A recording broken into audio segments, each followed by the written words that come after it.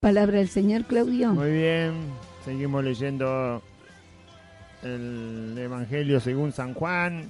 Estamos en el capítulo 6 hoy. Empezamos el capítulo 6, versículo 1. Vamos a leer hasta el 15.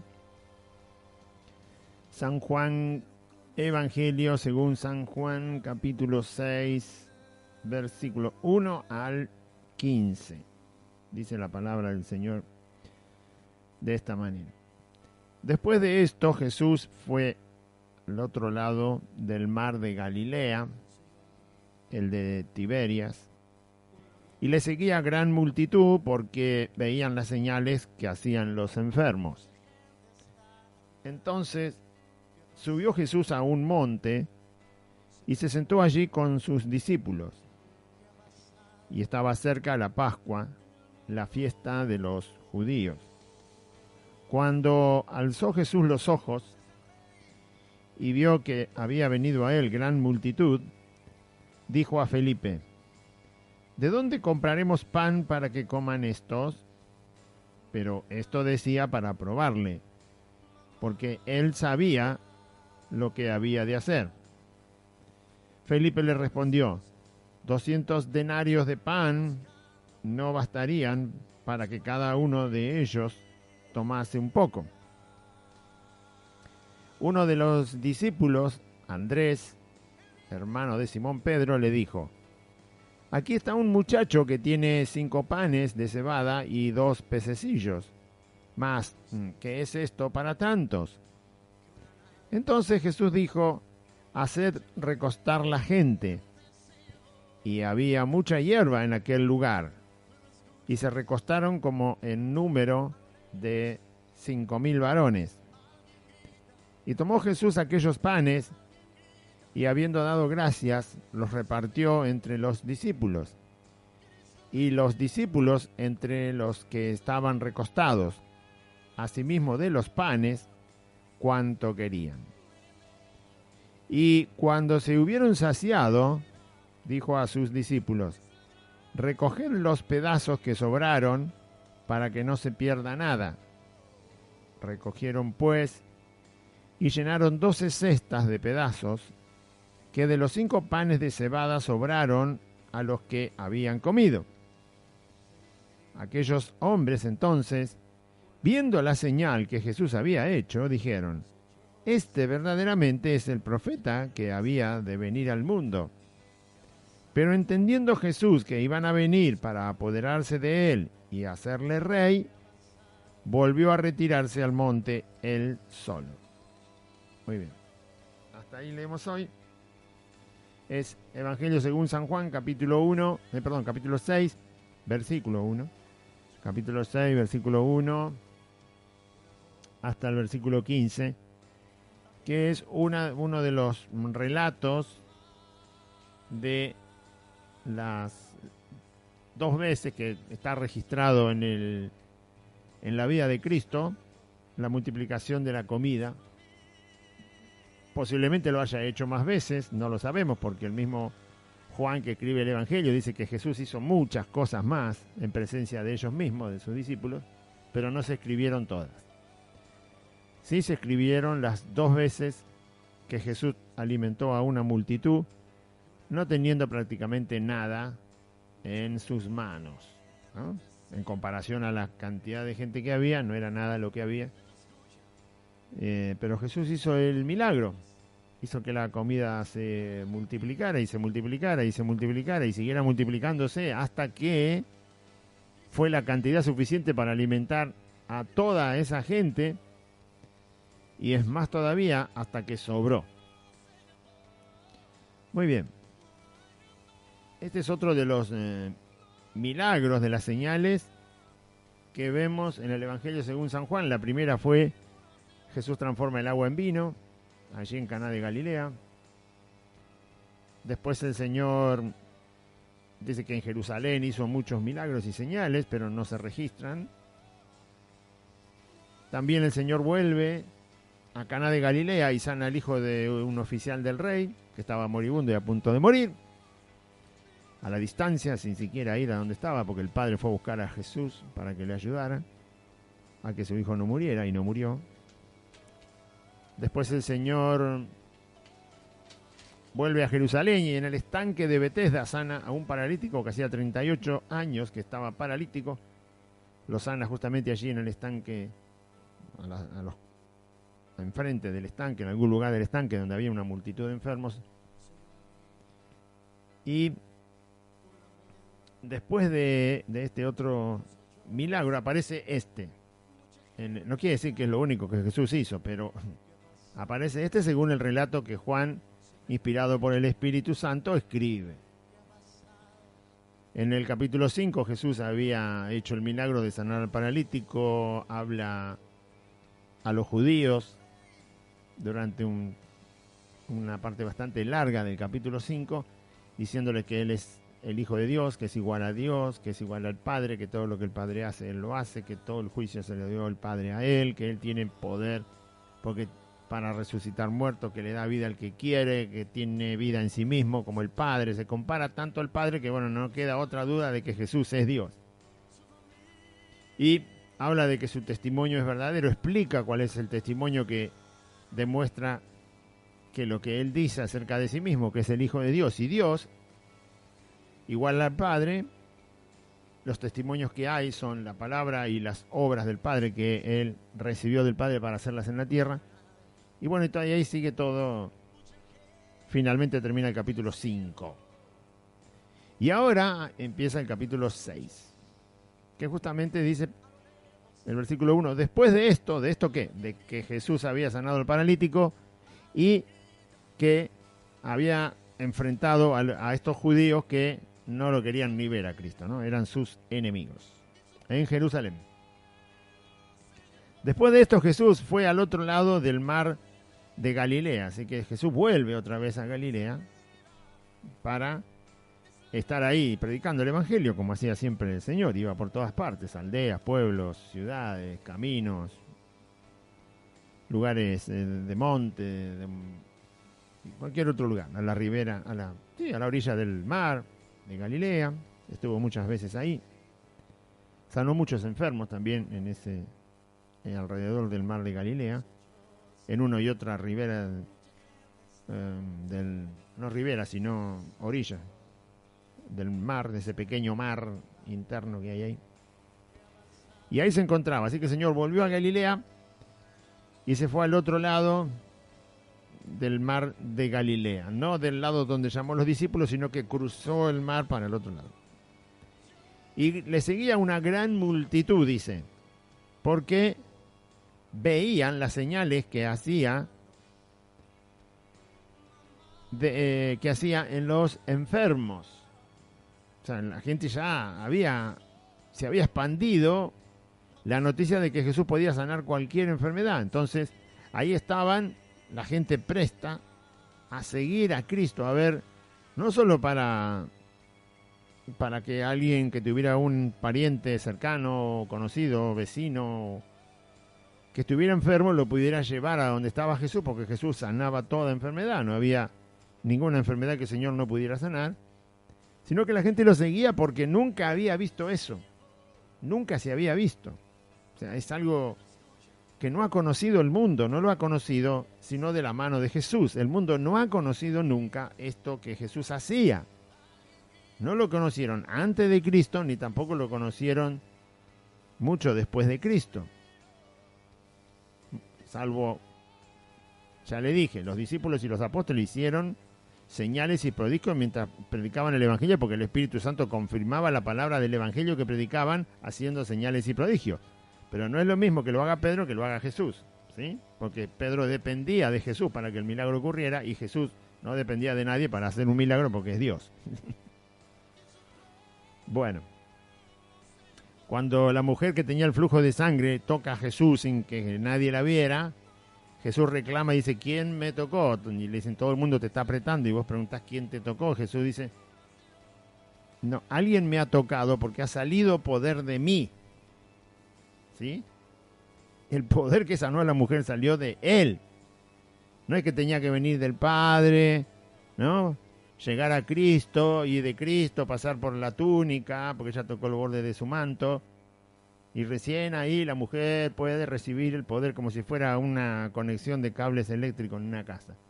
No, el poder salió directamente de Cristo. En él estaba el poder que sanó a esta mujer. Así que lo que se vio en la época de Cristo no se vio nunca. No hay ningún registro en ninguna civilización antigua, en ninguna gran ciudad. El único registro que hay de estos hechos donde todos los enfermos Jesús los sanaba es cuando Jesús estuvo entre nosotros. Esos 3 años que él predicó es el único momento de la historia en que hay registro de que haya pasado esto que pasó ahí. ¿Cómo la gente no iba a andar buscándolo a Jesús si nunca habían visto jamás una cosa así? Y nosotros que estamos 2020 años más acá, o 2000 años, como quiera, tampoco lo hemos visto. No hay nadie que ande por la calle sanando enfermos, hablándole, tocándolo, diciéndole andá que estás sano, vení que te sanaba, andá, volvé. Es una cosa que no se ha visto. Sí, Jesús ha sanado, ya lo sé, me ha sanado a mí, a Idea, un montón de gente ha sanado. Pero no se ve a Jesús, por eso él dijo, va a venir tiempo cuando van a querer ver uno de los días en que el Hijo del Hombre anduvo en la tierra, y no lo van a ver, porque él se fue al cielo. Él murió, resucitó y con su cuerpo glorificado se fue al cielo. Nunca más se vio un día como los días donde Jesús anduvo. Los milagros que ahora hace el Señor, que el Espíritu Santo manifiesta por predicar el Evangelio, también son milagros que hace Cristo, pero están hechos en otra esfera. O sea, la circunstancia que ocurre es otra. Nadie lo está mirando a Jesús. No se puede porque Él está en el cielo. La gente está creyendo y poniendo fe en Cristo sin verlo, y por supuesto el poder es el mismo y sana también. Pero aquello era inmediato. La gente enferma estaba allí donde estaba Jesús, y Jesús sanaba, y sanaba acá, y sanaba allá, y a la diestra y a siniestra, y caminaba para allá, a otra aldea, y sanaba, y volvía, y encontraba enfermos, sanaba, muerto y resucitaba.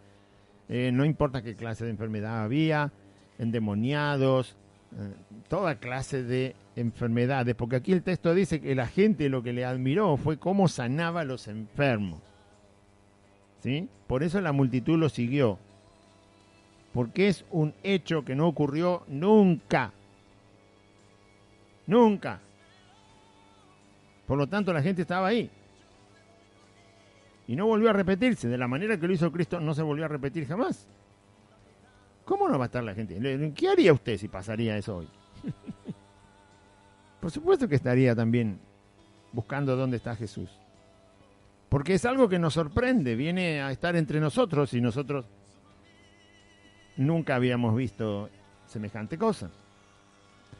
Y además usted no tiene que sorprenderse, por ejemplo, de lo que la tecnología hace, ¿no? Un día aparecieron los teléfonos sin cable. Sí, pero eso no aparece. Eso es mecánica, eso es simplemente lo que se fabrica. No teníamos un aparato así, había que hablar de otra manera por teléfono, y ahora, bueno, ahora están todos los celulares, prácticamente son una computadora, un televisor, tiene de todo ahí. Miles de cosas puede hacer con un celular, pero uno de eso no puede asombrarse, porque eso viene avanzando a medida que la tecnología aparece. Nadie ahora se va a asombrar de un teléfono celular que haga 4 o 5 cosas más que todavía no tiene, porque ya la gente está acostumbrada a que el celular tiene un montón de cosas que se pueden hacer. Entonces nadie se va a asombrar porque sabe que eso avanza. Pero lo de Jesús no era tecnología, no era cosa mecánica, no era una cosa técnica que venía avanzando en el tiempo, sino que primero que nunca estuvo y aparece de golpe. Y el Señor sanaba a todos los enfermos. Y la enfermedad no tiene que ver con la mecánica. Te pueden poner todos los tubos que quieras cuando estás enfermo, pero si el cuerpo te dice que no, por más máquina que tenga, te vas y te fuiste. Te pueden poner plasma, vacuna, pastillas, te pueden operar, te pueden abrir 40 veces en un mes. Pero si el cuerpo dice que no, además si Dios dice que no, chau.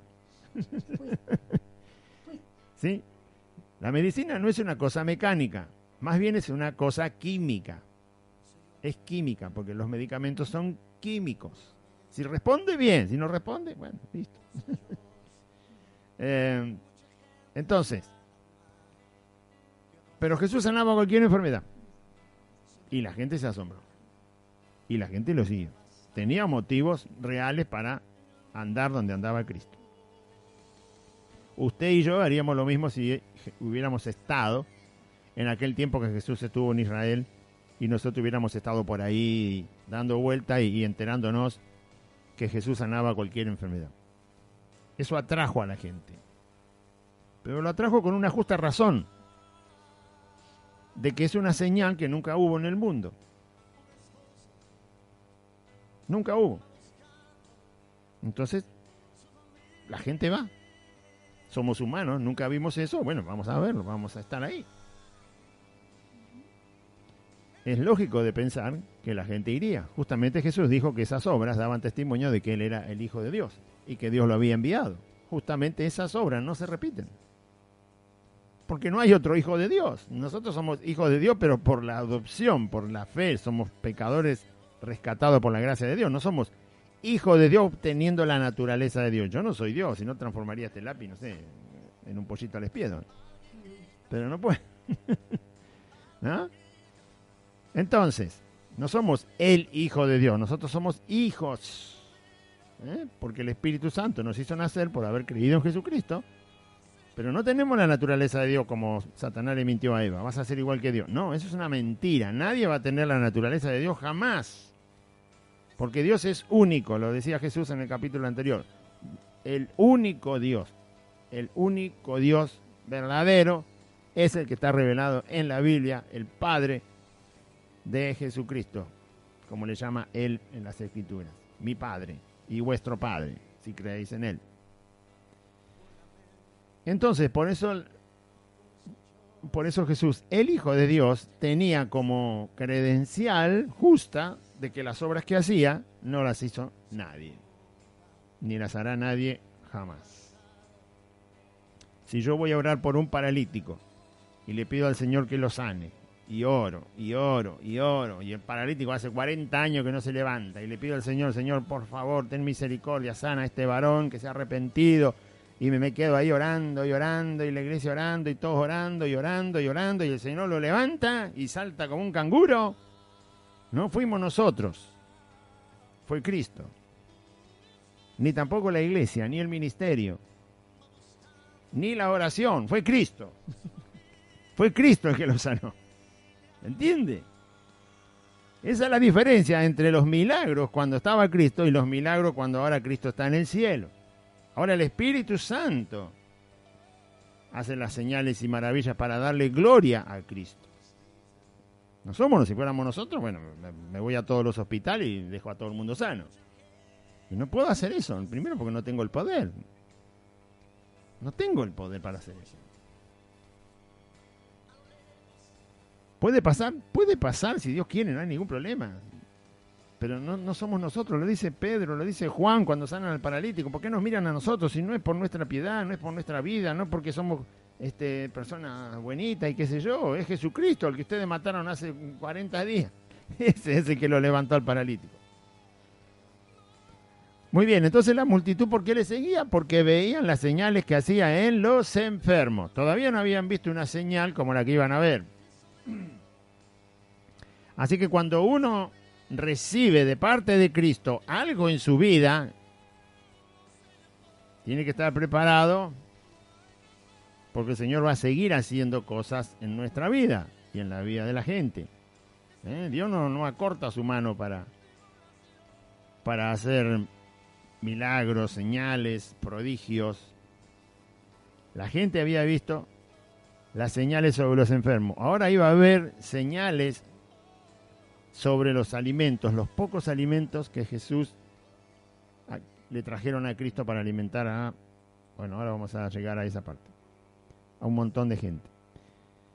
Entonces Jesús subió a un monte, por la multitud que lo estaba siguiendo, subió a un monte y se sentó allí con sus discípulos, con los 12, y bueno, y toda la gente estaba por ahí, la multitud. Y estaba cerca la fiesta, estaba cerca la Pascua, la fiesta de los judíos. Una Pascua que se hacía según el calendario que tenían los judíos Y había otras celebraciones que también los judíos hacían, que bueno, algunas las inventaron ellos, otras eran las que Dios había dicho. El caso es que estaba la Pascua, estaba cerca, y imagínense que toda esta gente que estaba en Galilea, mucha de esa gente iba a ir después a Jerusalén. La que podía viajar, viajaba a Jerusalén, porque la fiesta de la Pascua de los judíos en Jerusalén era una fiesta impresionante, era un jolgorio, alegría, gozo hacia Dios. Aunque los religiosos que estaban en Jerusalén eran unos hipócritas terribles, pero la gente que tenía buen corazón iba a darle a Dios en la Pascua el cordero, y bueno, festejaban todo lo que el Señor les había dicho que festejaran, recordando que salieron de la esclavitud y todo lo demás.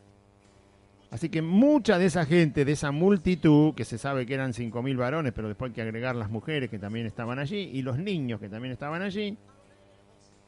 ¿Por qué se cuentan los varones? Porque es más fácil saber la cantidad de gente que hay, porque se ponen a contar a todos, no terminan nunca. Entonces, si se cuentan los varones y se sabe que hay por cada varón por lo menos una mujer, ya sea esposa o mujer sola que está por ahí, se sabe que la cantidad es el doble. Por eso se contaban los varones. Para no tener que contar todo, porque no es lo mismo contar 10.000 que contar 5.000. Entonces, igualmente hoy no hay un método para...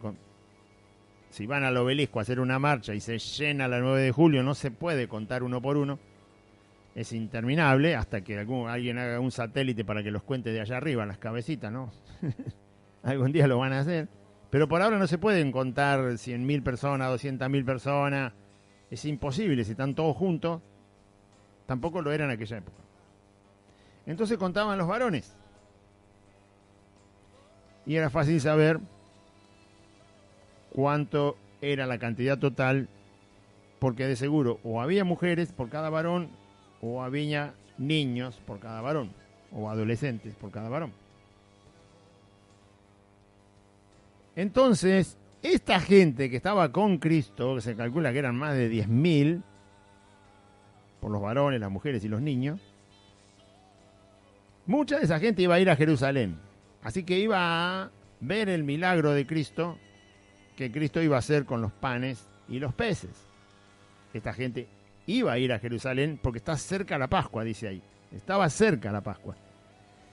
O sea, que faltaría una semana. Bueno, los judíos después hacían el viaje, eran 100 y moneda de kilómetros, o sea que no era una cosa que hasta en burro tardan 2 días, no hay problema, o 3 días, depende por dónde va, pero por eso el detalle de que la Pascua estaba cerca, y mucha de esa gente que iba a ver el milagro iba a estar en Jerusalén, e iba a empezar a distribuirse por Jerusalén la noticia de lo que Jesús hizo con esta comida.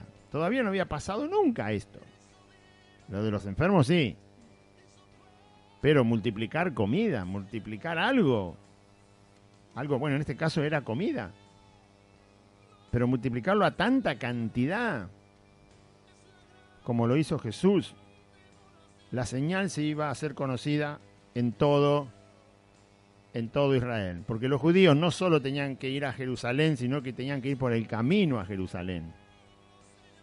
Y son más de 150 kilómetros, depende por dónde va, 180. Se imagina que en cada posada que paraban, la gente dice, ¿sabe de dónde vengo? Vengo de Caná de Galilea. No sabe lo que vieron mis ojos. ¿Qué? Y un hombre que sana enfermo, cualquier enfermo. Y además, presentate que te cuento lo otro. ¿Qué pasó? Eran todos judíos. Obviamente tenían la misma fe. Y era para ellos un gozo transmitir lo que este hombre que conocieron hacía. Así que lo que Jesús hizo se desparramó por todo el camino hasta que esta gente, no toda, pero mucha, llegó a Jerusalén. No lo haría usted. Si usted ve multiplicar panes y peces de la mano de Cristo y tiene que hacer un viaje a pie o a lomo de burro o de mula de 180 kilómetros que va a tardar como 3 días y va a tener que parar como 10 veces, no le va a contar ahí al de la posada donde va a buscar el agua, donde va a comprar la comida. Le dice, no sabe de dónde vengo, es impresionante, vení con nosotros porque este varón va a estar en Jerusalén, no te lo pierdas. Una cosa. Es por lógica que lo va a contar. ¿Cómo no lo va a contar? Si no lo cuenta, bueno, entonces... Es la persona más desagradecida que existe en el mundo. ¿Cómo no lo va a contar? ¿Cómo no vamos a contar las maravillas que el Señor ha hecho en nosotros? ¿Cómo no? Una y otra vez, y una y otra vez. Te cansás, no importa, yo te lo cuento una y otra vez porque nunca pasó en mi vida. Y Jesús lo hizo. Y estas señales eran públicas, todo el mundo las veía. O sea que uno lo cuenta con... No es lo mismo que yo vea que el Señor, digo, Señor, no tengo nada en la heladera. Y me levanto a la mañana, abro y resulta que hay ahí un pollito. ¿De dónde salió? Y qué sé yo, ¿de dónde viene? Eso está en mi casa, lo veo yo, lo ve Aide y nadie más. Pero si usted anda por la calle y ve que Jesús multiplica comida como 3 camiones de corralón, le va a decir, pero pará, lo vi yo y lo vieron 10.000 personas más. Acá atrás viene uno, después viene uno con una mula blanca, fíjate que él te lo va a contar también. Había testigos por todas partes. Es más fácil contar cuando hay muchos testigos. Ahora, cuando lo vi yo solo, y bueno, me tienen que creer, ¿qué va a ser si estaba yo solo? Es un poco más complicado, es verdad, pero lo tengo que convencer porque yo solo estaba. Pero cuando lo ven 10.000 ojos, 20.000 ojos mejor dicho, cada uno tiene 2 ojos. Cuando hay 20.000 ojos que ven eso, 25.000 ojos, es impresionante. ¿Quién no lo va a contar? Se llenó Israel de la noticia. ¿Y usted qué espera? Ve que dan vergüenza a los cristianos que están escondidos. No pueden contar nada de Cristo. No pueden decir Jesús va a vence este virus, vence cualquier cosa. Si viene un dragón con una lengua de 3 cuadras y lanza fuego, igual lo va a vencer. ¿De qué se asustan? No pueden contar nada porque lo que vieron no fueron milagros, fueron pantomima. Si vos viste un milagro de Cristo, no te podés callar nunca, querido. Uno solo que hayas visto. Y aunque haya sido en privado. ¿Cómo te vas a callar? No te podés callar. Y esto está todo escondido. Pastores cobardes escondidos, gente que va con esos pastores cobardes todo escondido. Se ofenden cuando le dices cobarde. ¿Qué diferencia hay entre un cobarde y un valiente? El cobarde está escondido y el valiente va y enfrenta cualquier cosa, lo que sea, porque es valiente, no le importa. Ya midió el riesgo. ¿No dijo Jesús en la parábola, sentate y calcula el riesgo de seguirme? No vaya a ser que después me siga y te volvés para atrás. Vas a dar vergüenza. El hombre que va a edificar una casa calcula los gastos, porque si no empieza a edificar la deja por la mitad y todo el mundo le hace burla. Mirá no puedo terminar la casa. Así es el cristianismo. Si vos no medís el costo al principio, después quedás avergonzado. El cristiano que es valiente midió el costo el día que se arrepintió. Y dijo, yo a este lo sigo, hablando de Jesús, hasta que me muera. Y si me muero en el camino, no importa. Este es el Salvador, este es el Hijo de Dios, lo voy a seguir y que sea lo que sea, no me importa. Ese midió el costo al principio. No esperó que el Señor le prosperara. ¡Ay, qué lindo seguir a Cristo! ¡Ay, qué lindo seguir a Cristo! Porque me arregló toda la familia. Y ahora todo está bien. Y ahora gano el triple que antes. Y ahora ando en un auto nuevo. Y ahora viajo por el mundo. Y ahora me conocen. Y ahora me aplauden. Entonces, ¿qué? Espera la prosperidad y después quiere calcular el costo. Y después se aparta. No, el costo hay que calcularlo en el momento que el Señor apareció en tu vida para perdonar. Todo lo material busca, nada más. Esos son los que ahora están escondidos, no pueden salir a predicar el Evangelio. Son los que están escondidos y no se quieren congregar, porque no calcularon el costo. Y entonces, dice, pero es cristiano. Sí, cristiano, pero está por la mitad y no avanza más. Es la casa que no se terminó de edificar, porque no calculó el costo. Ahí nomás se va a quedar y vaya a saber si puede seguir adelante. Porque no calculó el costo. No calculó el costo. El costo de seguir a Cristo. Jesús le dijo bien claro, si me vas a seguir, seguí, pero a mí me tenés que seguir y yo fui a la cruz. Y si a vos te toca la cruz, tenés que venir también. A mí me seguí y a mí me tocó la incomodidad. Y si te toca la incomodidad, tenés que venir. A mí me seguí y a mí me tocó ser despreciado por todos, inclusive mis discípulos. Así que si me querés seguir, puede ser que te pase también. Si me querés seguir, seguime, pero a mí me dijeron hijo del diablo. Y me escupieron la cara y me arrancaron la barba. Me desnudaron y me golpearon. Me pusieron una corona de espina para que me duela bien. Así que si me querés seguir, calcula el costo. Nadie me creyó. Si me querés seguir, dice Jesús, seguime. Pero a mí no me creyó nadie. Me mataron, me colgaron, se me arrepiente uno de mis compañeros de crucifixión y bueno, como se arrepiente lo perdono y se fue conmigo al paraíso. Pero a los 3 días nadie me creyó que yo resucitaba, no me creyó nadie, me fueron a buscar como un cadáver lleno de olor. Así que si me querés seguir, calcula el costo. Calcule el costo, hermano, calcule el costo de seguir a Cristo. No venga por impulso, porque después se queda como la casa sin terminar, dijo Jesús. El costo se calcula en el momento. Cuando Cristo te llama, cuando Cristo te perdona. ¿Acaso no le dijo, te entrego mi vida? ¿Y entonces por qué le entregó la mitad? ¿Por qué le entregó un porcentaje? ¿Por qué tiene ganas de seguir a Cristo cuando todo va bien? Y cuando le dicen no podés congregarte, no podés estar en una congregación con tus hermanos, no podés hablar de Cristo que es poderoso y vence cualquier cosa, inclusive cualquier peste, cualquier mortandad, como dice el Salmo 91, te empiezan a predicar que el Salmo 91 había que darlo vuelta, estaba leído al revés, qué sé yo. No puede. ¿Cómo que no puede si el Salmo 91 se cansa de decir que Dios puede? Las plagas de Egipto, ¿cómo que Dios no puede? Se cansa de decir Dios, este soy yo que saqué a mis hijos de la tierra de Egipto, de esclavitud, de la mano de Faraón, endurecí a Faraón para que se vea bien que yo soy Dios y lo sepa toda la tierra es hoy, año 2020 acá, toda la tierra es hoy y no se lo pueden decir al mundo. ¡Qué vergüenza! ¡Qué vergüenza! Para los que dicen ser creyentes en Cristo. ¿En qué Cristo creyó? En una estampita creyó.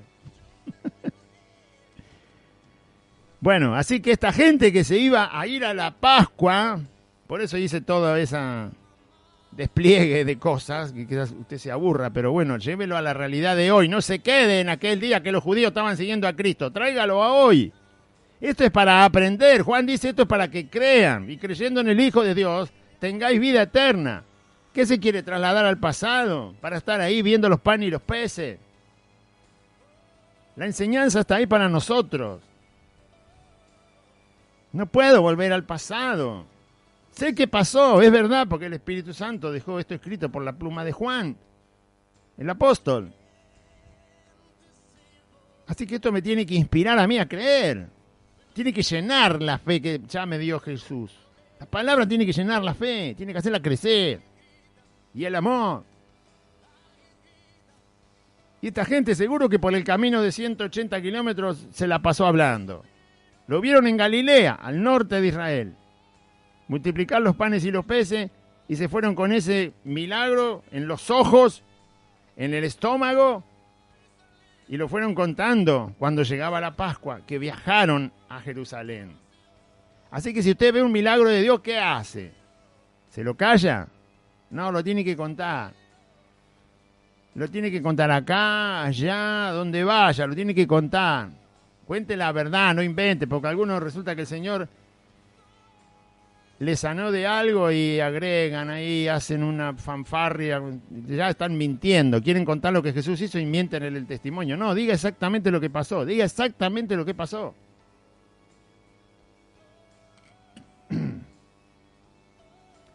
Amén. Diga lo que pasó, no invente. Porque algunos, yo la verdad creo que el Señor tiene todo el poder para hacer lo que quiera.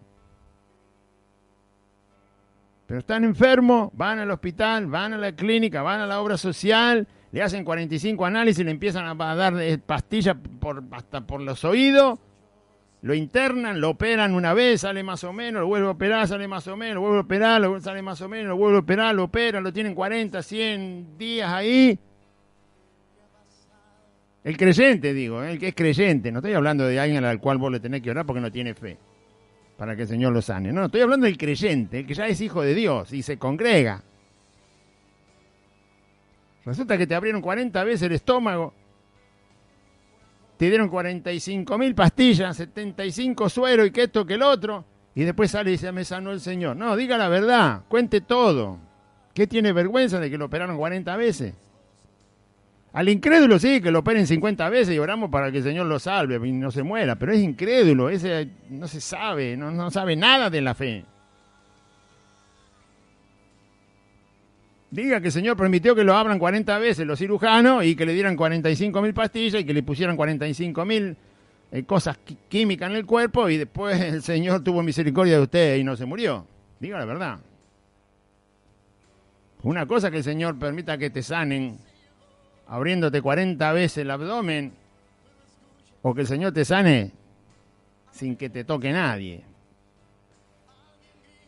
Esa es otra cosa. Pero cuente la verdad.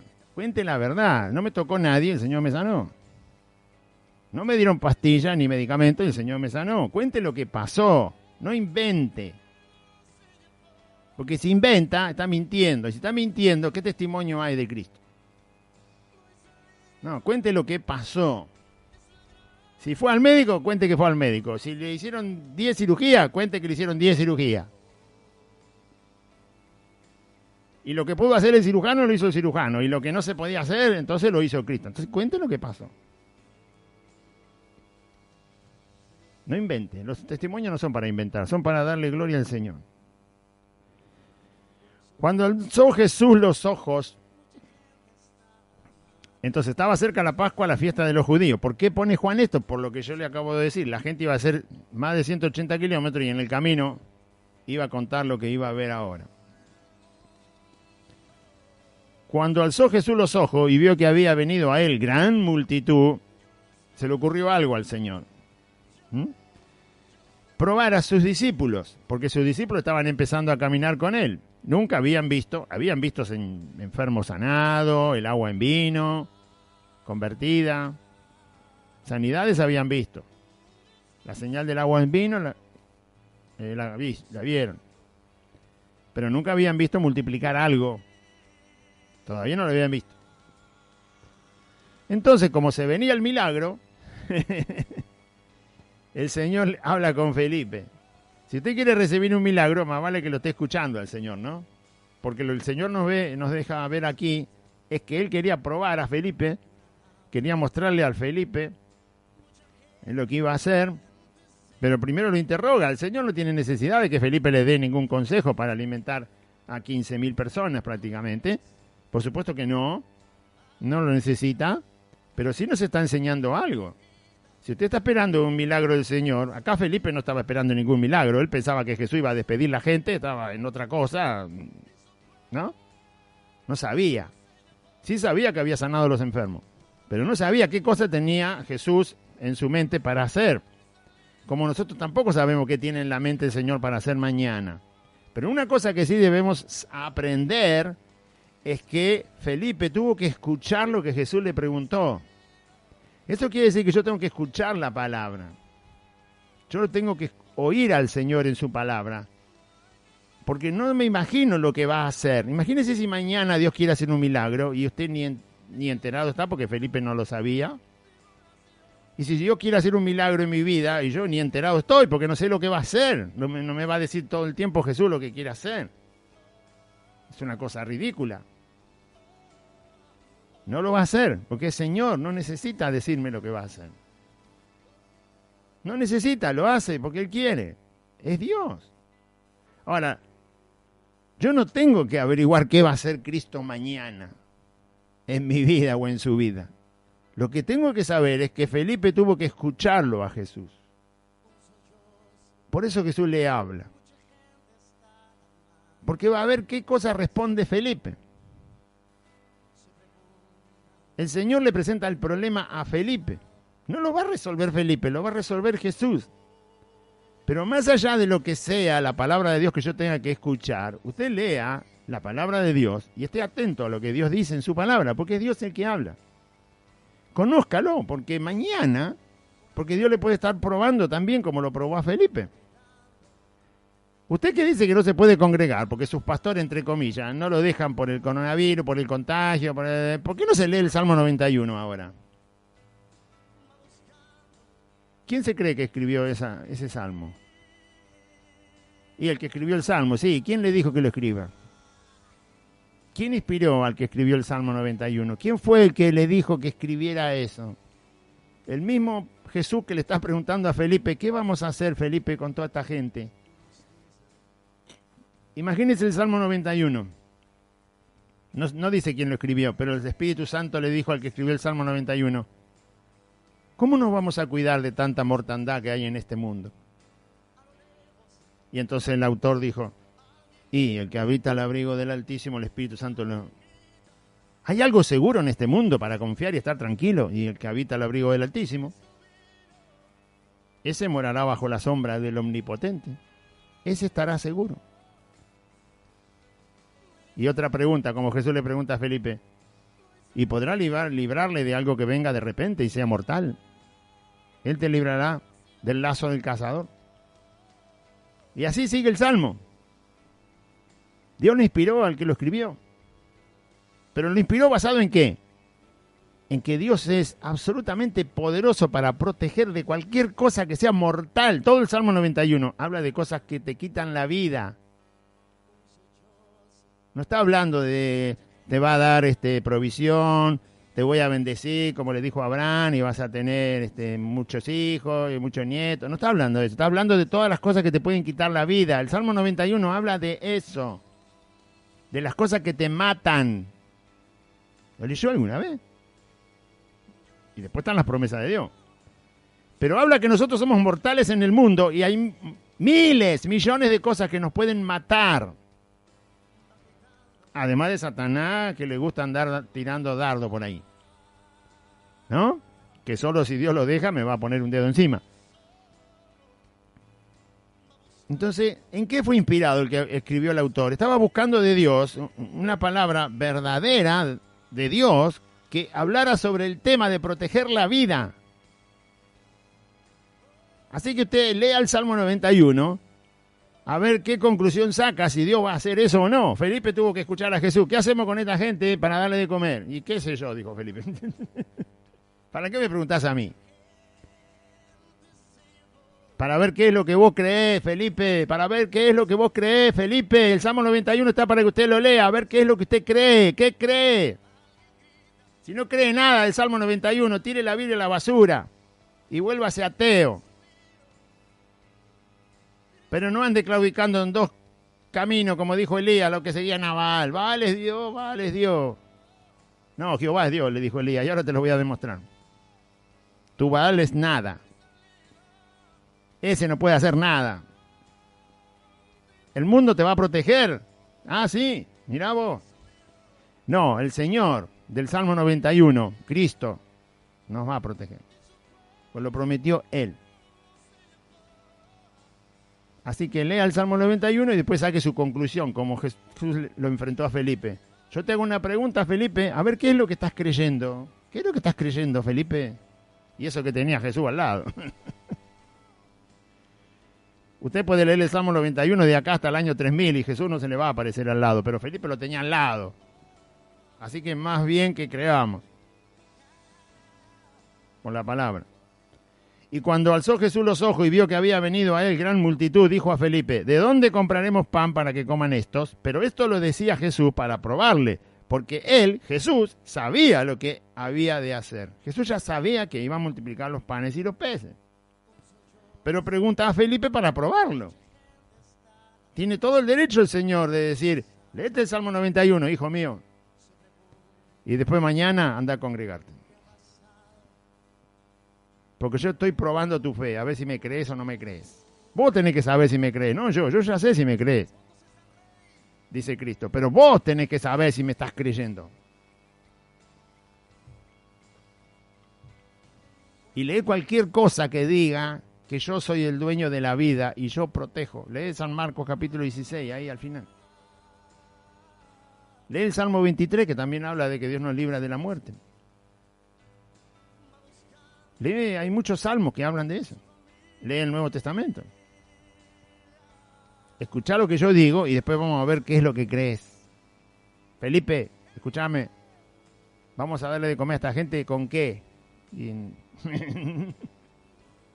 Y Felipe le respondió, 200 denarios de pan son 200 días de trabajo, ¿no?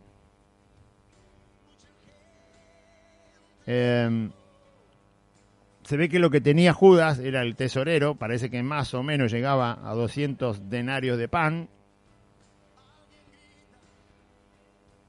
Pero Felipe hizo rápido la cuenta, vio la cantidad de gente y dijo, no, 200 denarios de pan, no sé cuánto estaba el pan, pero él hizo la cuenta y dijo, no, 200 denarios de lo que tenemos no alcanza, dice, para comprar pan, para que, aunque sea cada uno reciba un pan. Jesús quería despedir a la gente, porque generalmente la gente lo seguía por muchos caminos, entonces quería despedirlos con algo en el estómago para que no se desmayen en el camino. Entonces dice Felipe, bueno, 200 denarios de pan no bastarían para cada uno de ellos, para que cada uno tome un poco de pan, así que la solución no viene por ese lado, por el dinero no sé, otra cosa no se le ocurrió a Felipe, decirle al Señor, ¿no? Por supuesto, los milagros no los planeamos nosotros, los milagros son lo que Dios quiere hacer, lo hace como quiere. Lo hace cuando quiere, lo hace como quiere, lo hace con quien quiere, lo hace en el momento que quiere, en donde quiere. No, Él no pregunta, Él hace el milagro, es el Señor y punto. Así que cualquier cálculo humano para provocar un oíme bien Satanás y para que venga un milagro es hablar como un payaso. ¿Qué quiere que le diga? ¿No? Usted sabe quién decía eso, ¿no? Oíme bien Satanás y ahora, ¿dónde está? ¿Dónde está Satanás y dónde está el que decía eso? Pregunto yo.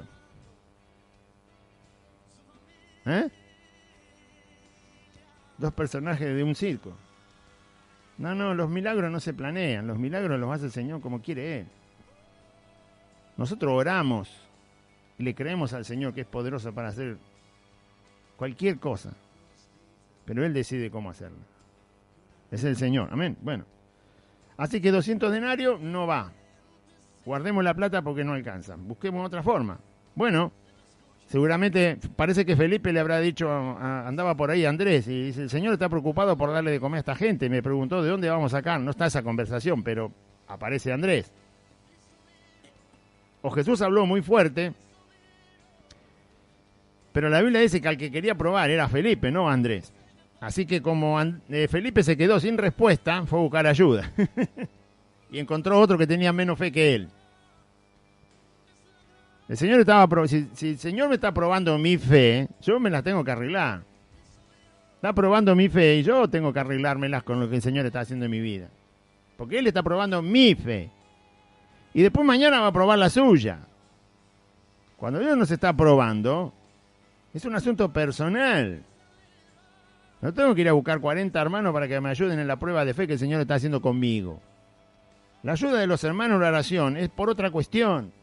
Para sobrellevar las cargas los unos de los otros, para gozarse con el que se goza, para llorar con el que llora, con el que sufre.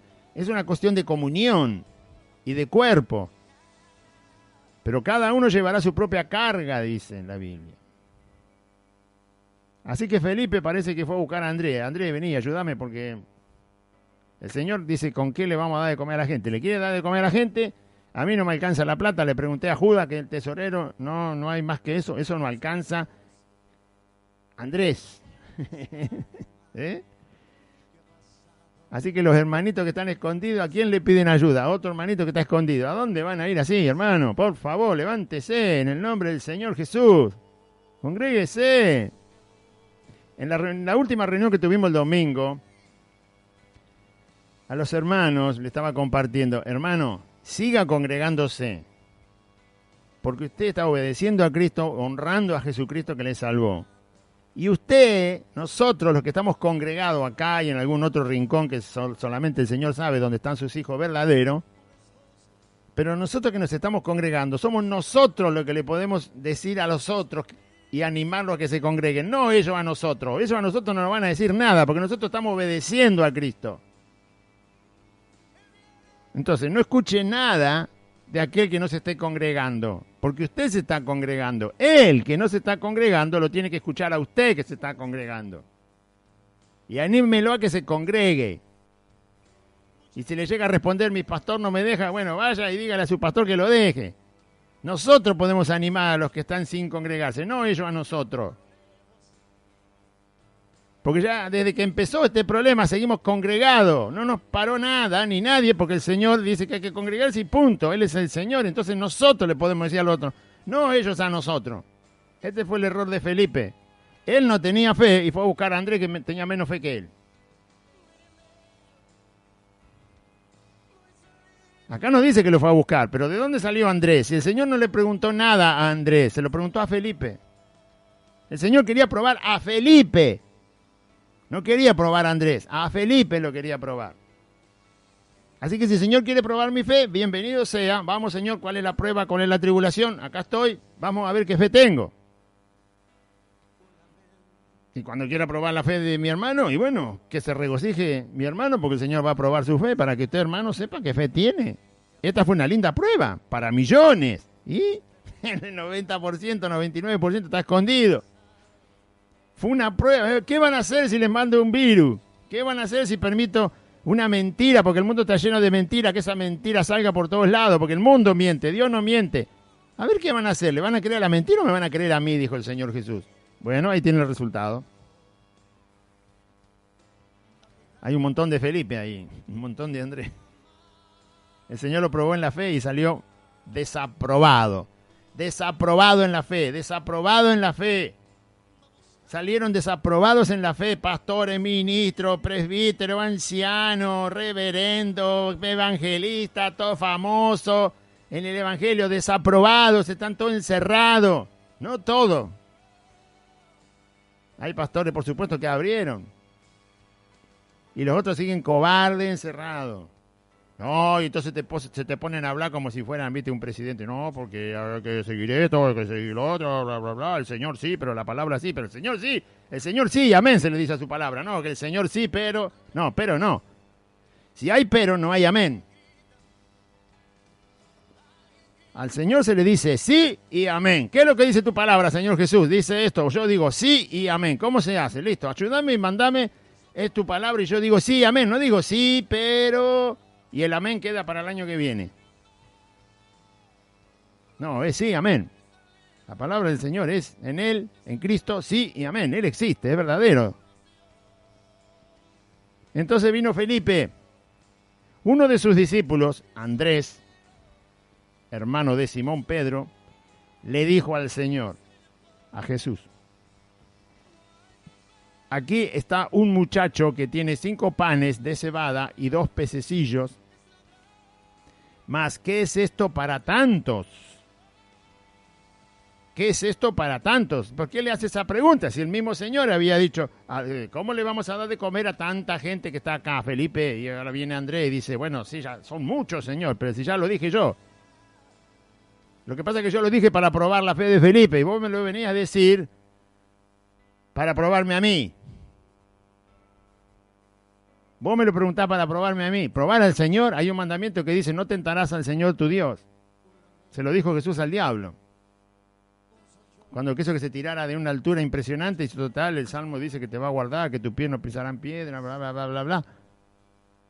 ¿Tentar al Señor? ¿Tentarlo a Cristo? La pregunta de Cristo no era para tentar a Felipe, era para probarlo, para ayudarlo a crecer. Cuando Dios prueba nuestra fe, para crecer, deja que te pruebe. Vino la prueba y te escondiste, hermano. No. Mal hiciste. Y mal hizo tu pastor, entre comillas. Porque no es verdadero pastor, aunque no le guste lo que decimos. No es verdadero pastor, porque el Señor probó la fe. Y ahí quedó en evidencia que la fe no la tienen. Tienen nada más que un circo y un montón de verborragia y hablan y palabras y de acá y palabras de allá. Las palabras de los hombres no sirven, la palabra de Dios sirve para enfrentar el mundo. Porque es verdad. ¿Qué le vas a preguntar al hombre? ¿Cómo me cuido de este virus? Y te va a poner un traje de astronauta. ¿Qué quieres que diga el hombre? Ahora Andrés viene a decirle al Señor, son muchos, Señor, mirá, esto no alcanza. ¿Qué me estás probando, Andrés? ¿Por qué me haces esa pregunta? Lo que tienen que probar es la fe que tienen ustedes. No vengan a probarme a mí si soy Dios.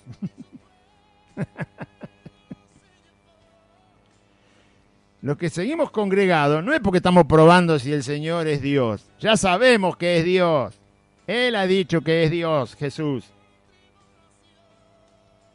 Lo que estamos permitiendo es que el Señor pruebe mi fe para mostrarme si tengo fe. Le dijimos al Señor, qué buena esta prueba, Señor. Bueno, te creo. Y entonces voy a ver si tengo fe o no tengo fe.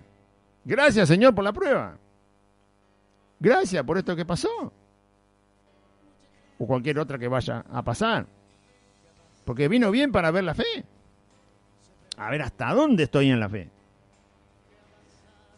Pero probarlo al Señor. No, el Señor que haga lo que quiera. Si quiere seguir con esta pandemia y 40 pandemias más y que se muera la mitad del mundo, que haga lo que quiera el Señor. Si la vida la da Él. Y si la quiere sacar mañana, que la saque. ¿Cuál es el problema? Que haga lo que quiera. Es Cristo el Señor. Lo que sí sabemos, lo que el Señor Jesús dice en su palabra, la maldad se va a multiplicar, así que agárrense, el amor se va a enfriar más de lo que está enfriado, y se van a entregar hermano contra hermano, se van a traicionar, van a negar a Cristo, van a apostatar, van a volverse atrás de la fe, prepárense porque ya empezó. Le digo a los que dicen ser cristianos, ¿no? El mundo está en tiniebla, ¿qué le vas a decir al mundo? Al mundo hay que predicarle a Cristo, para que abra los ojos, se arrepienta y crea, y sea salvo. Con pandemia, sin pandemia, el mundo tiene que ser salvo. El pecador, con pandemia, sin pandemia, se muere, se va al infierno. Al pecador hay que predicarle a Cristo, no Cristo con pandemia o Cristo sin pandemia. No, hay que predicarle a Cristo al pecador. Vení a los pies de Cristo porque te morís y te vas al infierno. No te pienses que vas a resolver el problema cuando te mueras. Así que modifican el evangelio si hay pandemia, si no hay pandemia, si hay prosperidad, no hay prosperidad, si hay salud, no hay salud, si hay cantidad de gente, no hay cantidad de gente, si sos conocido, si sos famoso. Va modificando el evangelio de acuerdo a como el tablero de ajedrez, va moviendo las piezas según cómo mueve el otro. ¿Qué es eso? Es un chiste eso. Por favor. Así que a Andrés no se le ocurre mejor cosa que casi tentar al Señor, probarlo a ver si es Dios. No dice eso la Biblia, pero si vos le vas a preguntar al Señor, Señor, ¿con esto querés que haga tu obra? ¿Eh? Lo que hay que pedirle al Señor para hacer su obra son las cosas que Él dice en su palabra que hay que pedirle. Fe, sabiduría espiritual, no la del hombre. Entendimiento espiritual, no el del hombre. Fortaleza. Salud en el cuerpo, para no estar enfermo, porque si no estamos en la cama. Verdad. Conocerlo a Él. Todo lo que Pablo dice que hay que pedirle al Señor, hay que pedirle. Y todo lo que hay que agregarle a la fe, como dice el apóstol Pedro en la carta, hay que agregarle. Virtud, paciencia, benignidad, bondad, fe, virtudes, todo eso. Eso hay que pedir y pedir y pedir y pedir, porque eso sí sirven nosotros para hacer su obra.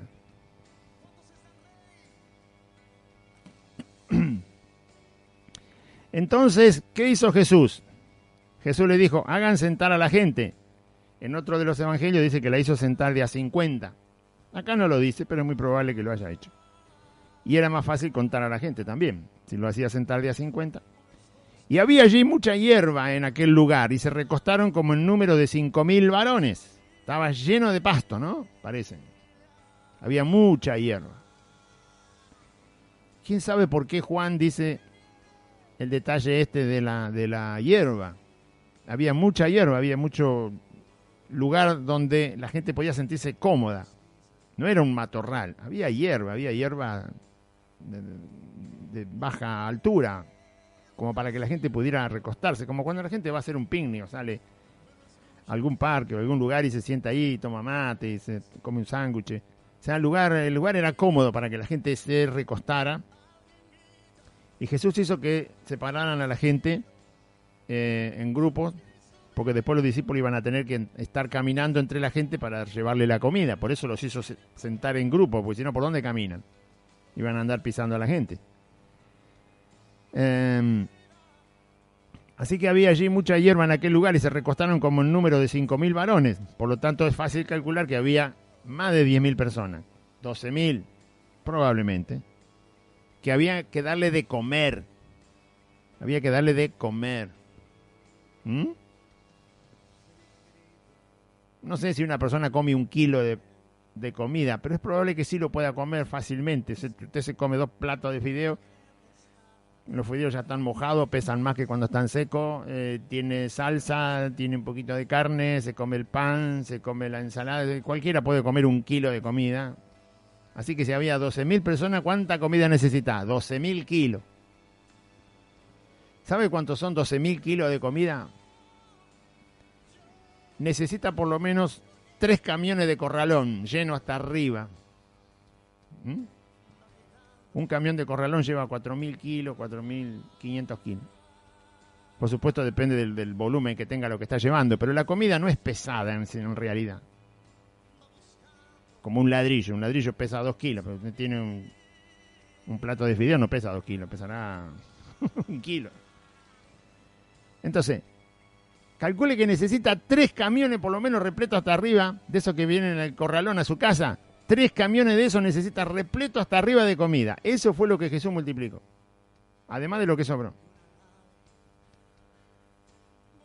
¿De dónde saca 3 camiones de comida? Que en este caso eran panes y peces. Bien. Entonces hizo recostar la gente y tomó Jesús aquellos panes, eran 5 panes y 2 pececillos, o sea, pescados chiquitos, pequeños. Y tomó Jesús aquellos panes y habiendo dado gracias, los repartió entre los discípulos y los discípulos entre los que estaban recostados, asimismo de los peces, cuanto querían. Ese versículo relata cómo la comida se multiplicó desde el momento que Jesús da gracias por ese pan y por esos peces. En el momento que Jesús, no sabemos exactamente cómo se iban multiplicando, pero se lo dio a los discípulos y a medida que los discípulos lo tomaban y lo repartían, se multiplicaban. En una de las películas que hay sobre la vida de Jesús, muestran que un pedacito de pan lo pusieron en una cesta y los discípulos se acercan a la gente, pero resulta que la cesta ya estaba llena. Y en otra cesta que habían puesto un poquito de pescado, la cesta, mientras caminaron hacia la gente, se llenó la cesta de pescado y sacaban y se llenaba y sacaban y se llenaba y sacaban y se llenaba. Y no paraba la comida de multiplicarse mientras los discípulos la repartían. Repartieron todo lo que quisieron de los panes y todo lo que la gente quiso de los peces. Casi 15.000 personas. Y cuando se hubieron saciado, cuando terminaron, es impresionante el milagro que hace Cristo.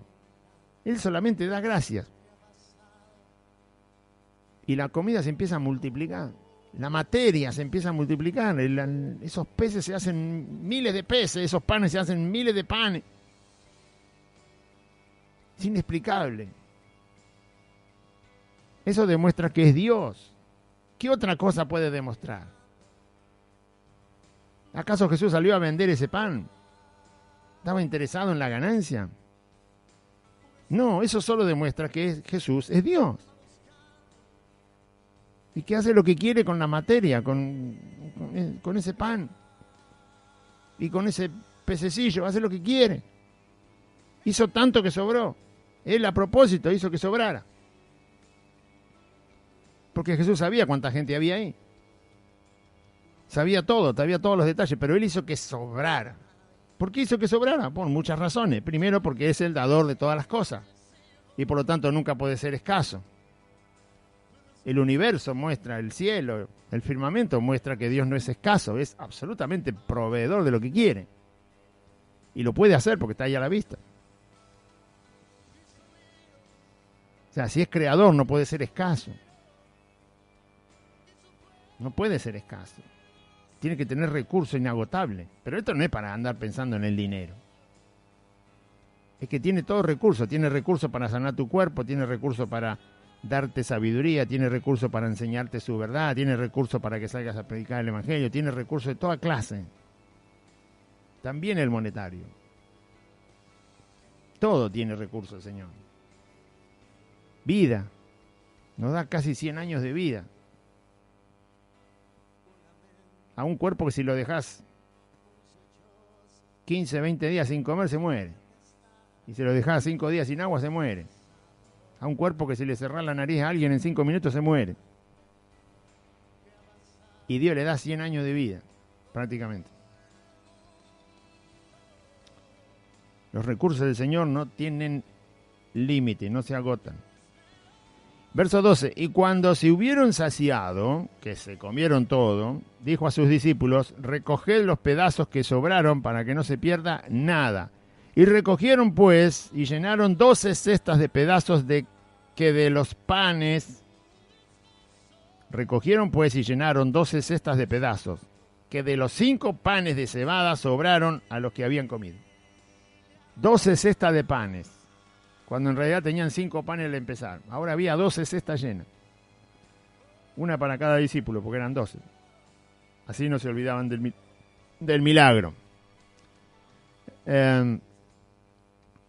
¿Por qué el Señor recoge los panes? Bueno, obviamente Él es el proveedor de las cosas y no quiere que nosotros tomemos su creación ni lo que el Señor nos da para el desperdicio, por supuesto, ¿no? Eso se sabe. Pero no se olvide que esto fue un milagro. Cuando Dios hace un milagro, no solo nosotros nunca lo debemos olvidar y ser agradecidos, sino que del milagro tiene que quedar algo. Lo que Jesús le dice a los discípulos es un compromiso de una responsabilidad. Es decir, junten todo lo que quedó para que no se pierda nada. Esa palabra, no se pierda nada, invoca en nosotros responsabilidad. Nos hace responsables del milagro de la salvación en nuestra vida. Así que cada vez que el Señor hizo un milagro en tu vida, en mi vida, el Señor me demanda una responsabilidad sobre eso que ha hecho. No se tiene que desperdiciar nada de lo que el milagro hizo en tu vida. Si me dio salud, esa salud es para que yo le sirva. Si me dio más tiempo de vida, ese tiempo de vida que me dio de más el Señor es para que lo honre. Cualquier milagro que el Señor haya hecho, si Dios sostiene mi economía, es para que no sea mezquino ni avaro, ni codicioso ni ambicioso. Cada vez que el Señor hace un milagro en mi vida, tiene que quedar algo del milagro. Porque Dios no hace las cosas en vano. Si Dios hace los milagros en vano, entonces no es Dios. Porque Dios no hace ninguna cosa vana y vacía. Y sin un fin de enseñar. No se olvide que esto empezó con Jesús queriendo demostrarle a Felipe a dónde andaba su fe. Naufragando por el océano andaba la fe de Felipe. Y la de Andrés ni le cuento. Y encima el pasaje dice, Andrés, hermano de Pedro. Parece que cuando Felipe le dijo a Andrés, che, Andrés, el Señor está preocupado por la gente que no tiene que comer. Le dije que no alcanza el dinero, ¿y ahora qué hago? Y parece que Andrés también le contó a Pedro, porque se nombra a Pedro en el pasaje.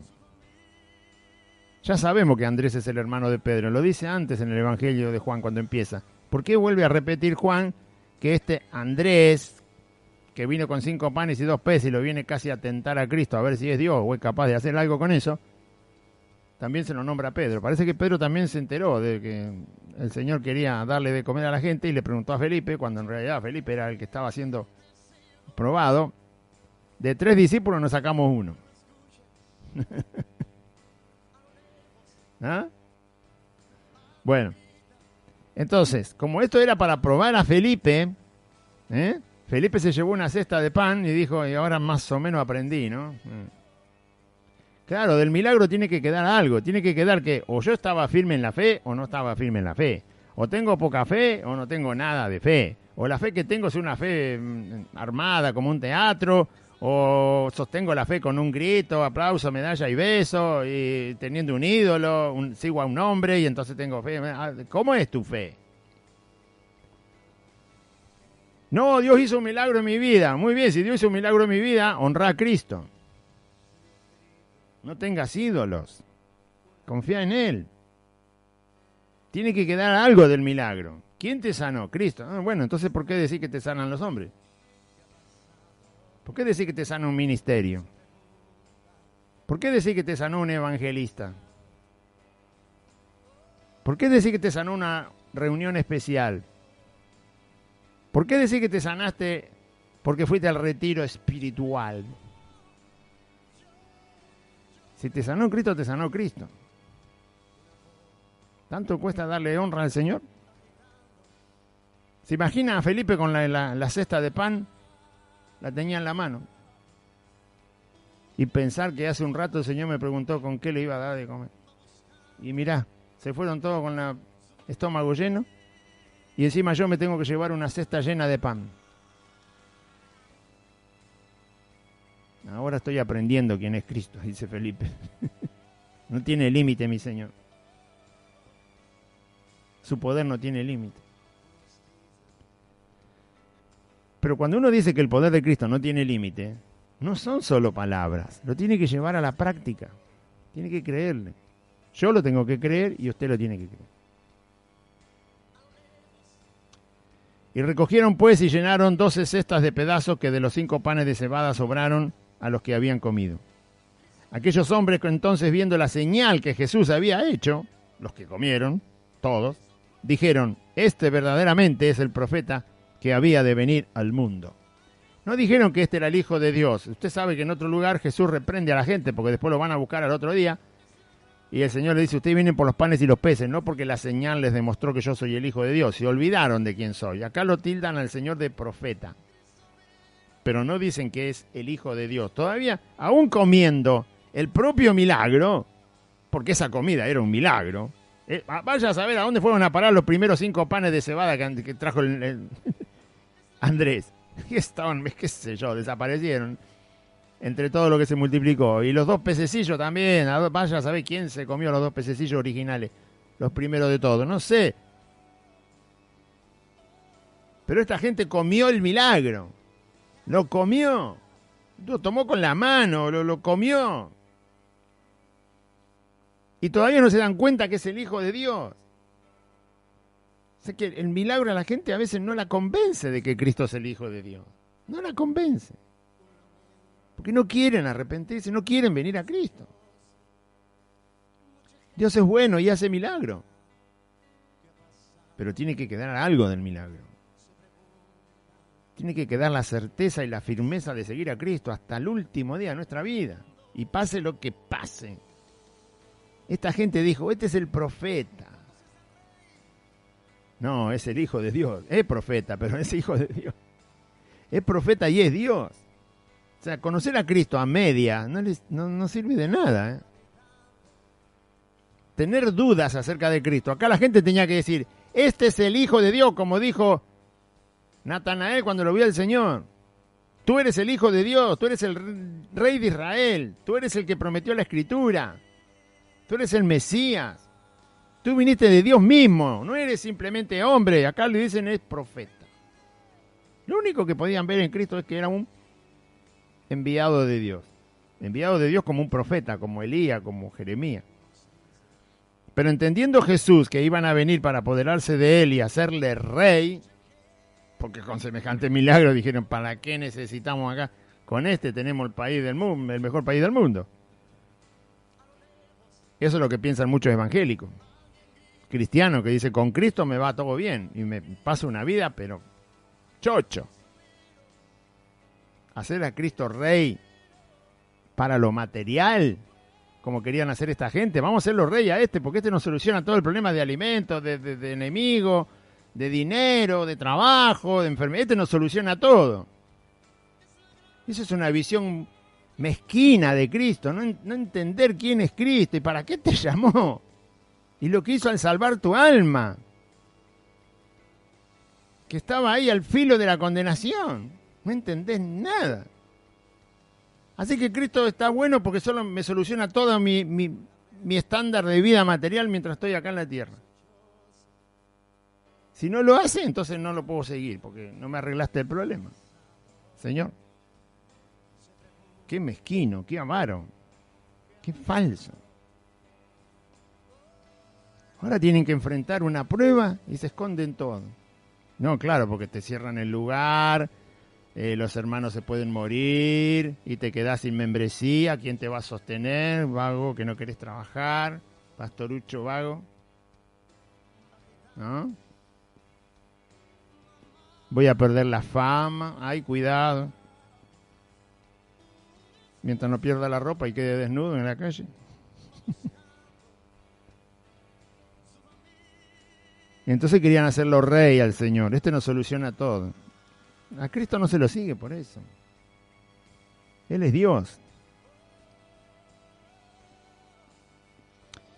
Y aun si Jesús no nos salvara, tendríamos que creer igual en Él. Aun si no nos salvara, tenemos que creer igual en Él porque Él es Dios. Él no es Dios porque salva, Él es Dios. Sí que se reveló como Dios el Salvador. Pero hay mucha gente que no lo quiere a Dios como Salvador. Tampoco le cree a Él. Es Dios igual, aunque no hubiera venido al mundo a morir en una cruz. Él igual es Señor. Cuando vino al mundo a morir en una cruz nos demostró su gran amor. O sea, se acercó para que lo conozcamos un poco más. Y para llamarnos hacia Él. Pero era Dios desde siempre. Y será Dios para siempre. Pero entendiendo Jesús que iban a venir para apoderarse de Él y hacerle rey, lo que estoy diciendo es que yo no puedo creer en Dios como rey soberano solo por la conveniencia, ¿no? ¿Entiende? Por la conveniencia egoísta, mezquina de una persona. Está mal creer en Dios solo por eso. Para que te arregle el asunto y te haga vivir en una comodidad todo el resto de tu vida. Eso está mal, eso no es fe. Claro que el Señor va a obrar en lo que Él quiere obrar en mi vida. Y como Él quiere obrar. ¿Va a hacer cosas imposibles que yo no puedo hacer? Sí que las va a hacer. Por supuesto que sí las va a hacer. Porque te va a demostrar que es Dios. Y lo vas a tener palpable en tu vida. Pero Jesús no vino para acomodarme la vida ¿no? Y que yo la viva plena, la vida, y la disfrute. No vino para eso.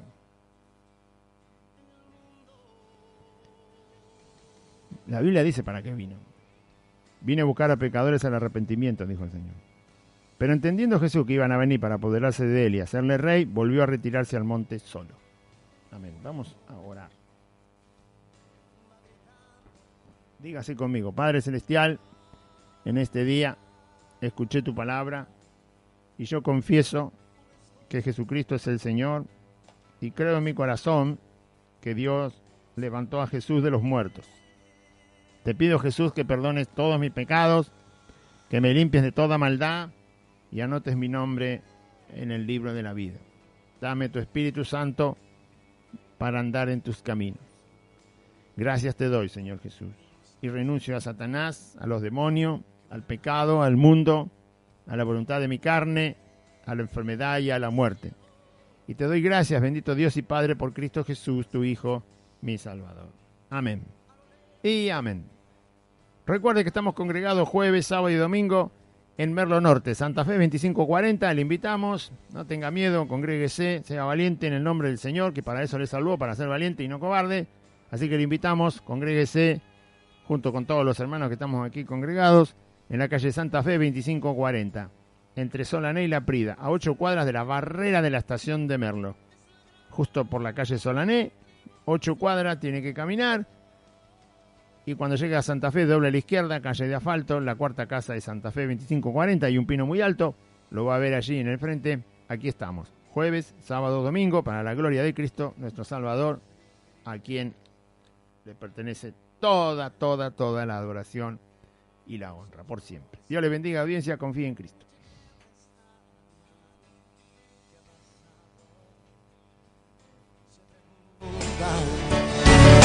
¿Qué ha pasado?